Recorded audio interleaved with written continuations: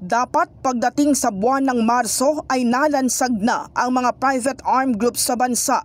Ito ang direktiba ni PNP Chief General Romel Francisco Marbil sa mga regional directors kaugnay ng papalapit na eleksyon. Nagbigay po ng ultimatum ang ating Chief PNP na by March ay dapat ay nalansag na po itong identified na tatlong active private armed groups at ito pong 5 na we are closely monitoring po ng mga potential private armed groups po. Kasama sa minomonitor ng PNP ang 3 PUGs na matatagpuan sa Regions 3, 7 at 9 at 5 potential PUGs sa Regions 1, 2, Calabarzon, Region 8 at BARM. Yung 3 active po, dyan po yan sa Region 3, sa Region 7 at sa Region 9 po.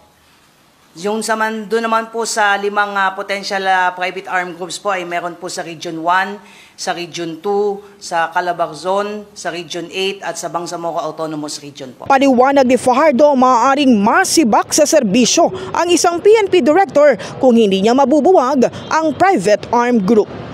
This may be a ground for the relief. That is the instruction of the Chief PNP. Identified naman daw kasi ang mga ito at walang rason para sa mga field commanders para hindi nila ito mabuwag. Dapat kasi anyang malansag ang mga PUGs dahil pwedeng magamit sa panghaharas sa kandidato at mga botante ngayong darating na eleksyon.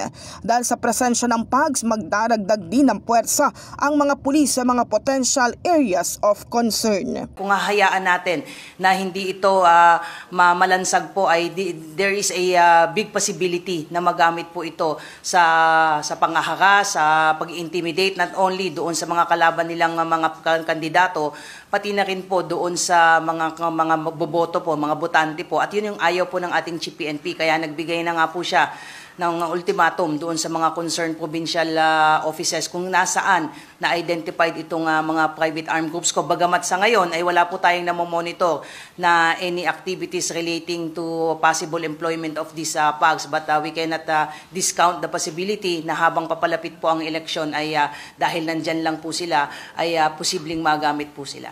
In the heart of changing lives, ito si Brigada Kath Austria ng 105.1 Brigada News sa Manila, the Music and News Authority.